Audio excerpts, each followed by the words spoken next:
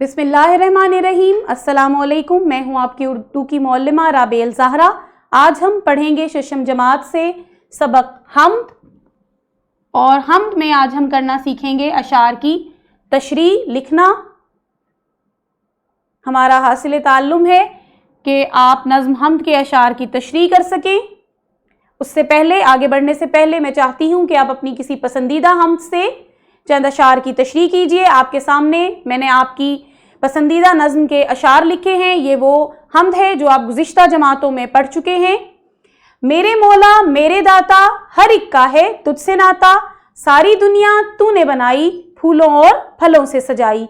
Video को रोकिए और काम मुकम्मल कीजिए। आगे बढ़ते हैं। आगे बढ़ने से पहले हम देखेंगे नज़्म हम्द के अशार की तशरीह करने का सही तरीका क्या हो सकता है।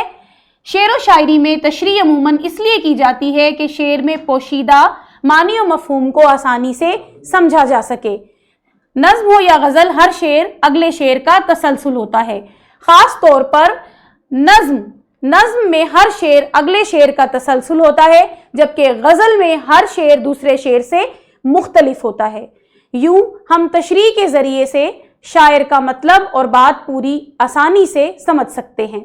तशरीह करने से पहले शेर को बगौर पढ़ें, नए और ख़ास अल्फाज के मानी लिखें, फिर उन मानी को इस्तेमाल करते हुए अशार की तरतीब के मुताबिक जुमले तहरीर करें। इस तरह हम शेर की तशरीह की तरफ पहुंच जाएंगे। आगे बढ़ते हैं। शेर की तशरीह करने का तरीका या उसके मराहिल। सबसे पहले आप नज़्म का नाम लिखते हैं, फिर शायर का नाम लिखते हैं, फिर हरे लुगत, फिर मफहूम, फिर तशरीह। आगे बढ़ते हैं। देखिए, तशरीह करते वक्त आपने शेर को सबसे पहले ध्यान से, गौर से पढ़ना है। पढ़ने के बाद आपने उसके अल्फाज के मानी अखज़ करते हुए उसे दोबारा पढ़ना है। फिर शेर का मफहूम अखज़ करना है। मफहूम अखज़ करते हुए शेरी मुहासिन को भी आपने बगौर देखना है। उसके बाद इन तमाम मराहिल की रोशनी में आप शेर की वजाहत लिखेंगे। आगे बढ़ते हैं। मिसाल के तौर पर मैं आपके सामने हम्द के दो अशार पेश कर रही हूं और इनकी तशरीह करके दिखाऊंगी। रहम कर मुझ पर मेरे परवरदिगार, है करम दुनिया पे तेरे बेशुमार, दो जहां का पालने वाला है तू, हर मुसीबत टालने वाला है तू। रहम कर यानी मुझ पे अपनी रहमत नाजिल कर, परवरदिगार पालने वाले, करम है नेमतें हैं, बेशुमार अनगिनत, दो जहां दोनों जहानों का, हर मुसीबत टालने वाला मुसीबत से बचाने वाला। अब हम चलते हैं इसकी तशरीह की तरफ। शायर कह रहा है, शायर इन हम्दिया अशार में अल्लाह से दुआ कर रहा है कि अल्लाह ताला मुझ पर रहमो करम का मामला फरमाए, क्योंकि अल्लाह की सिफत है कि वो रहमानो रहीम है, जिसका जिक्र कुरान पाक की सबसे पहली सूरत में भी है।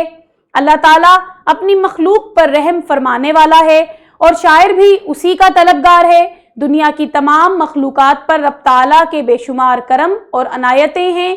अल्लाह के लुत्फ़ व करम की कोई इंतहा नहीं और कोई मखलूक उसके लुत्फ़ व करम से महरूम नहीं। अल्लाह ही वो ज़ात पाक है जो दोनों जहान में मौजूद हर मखलूक को पालने वाला और अता करने वाला है। उसके हुक्म से हर मुश्किल और परेशानी दूर होती है, बस उसकी नज़र करम होनी चाहिए। आपने अशार की तशरीह मुलाहिजा की, आपने तशरीह लिखने का तरीका मुलाहिजा किया। अब आपने करना यह है कि अपनी कॉपी पर तशरीह करने का तरीका तहरीर करना है। उसके बाद नज़्म हम्द से अपनी पसंद के शेर की तशरीह करनी है। हम चलते हैं नज़्म हम्द के मतन की तरफ। जो मुश्ते खाक से इंसान को बनाता है, समंदरों में जजीरे वही उगाता है, उसी की शान है सुभान रब्बिल आला, निज़ाम अर्ज़ो समाइक वही चलाता है, शबे स्याह की जुल्फें समेटता है वही, किनारे अर्ज से सूरज वही उठाता है। پہلے ان 3 اشعار کو دیکھ لیجئے. جو مشت خاک سے یعنی مٹھی بھر خاک سے انسان کو بناتا ہے. اللہ تعالیٰ نے مٹھی بھر خاک سے انسان کو تخلیق کیا ہے. سمندروں میں جزیرے وہی اگاتا ہے، یعنی بہتے ہوئے سمندروں میں پانی کے درمیان میں خشکی کا ایک جزیرہ وہی بناتا ہے.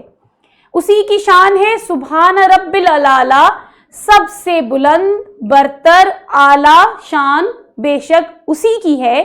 نظام ارض و سما ایک وہی چلاتا ہے. ارض و سما یعنی زمین و آسمان کا نظام اللہ تعالیٰ کے ہاتھ میں ہے.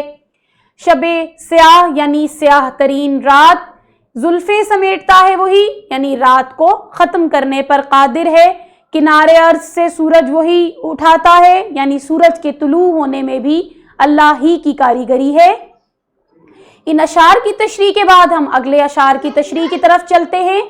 وہ نحن اقرب کہہ کر جھنجھوڑتا ہے مجھے، برنگ سبزہ و گل آنکھ میں سماتا ہے. نحن اقرب یعنی کہ ہمارے قریب آؤ. برنگ سبزہ زمین کا بچھونا، یعنی سرسبز و شاداب درخت، سرسبز و شاداب کھیت. گل یعنی پھول، آنکھ میں سماتا ہے، نظر آنے لگتا ہے. بے شک اللہ کو اس کی نشانیوں میں دیکھا جا سکتا ہے. اسی کا نام ہے میری سماعتوں کی اساس. سماعتیں یعنی سننے کی حس، اساس یعنی بنیاد. اسی کا نور میرے دل کو جگمگاتا ہے. اسی کے ذکر سے روشن ہے تاکہ جائیں نور. اسی سے قلب پریشان سکون پاتا ہے. قلب پریشان یعنی پریشان دل. طلبہ کو 2 گروہوں میں تقسیم کیا جائے گا اور اس کے بعد ہر گروہ اس حمد کے اشعار کی تشریح کرے گا.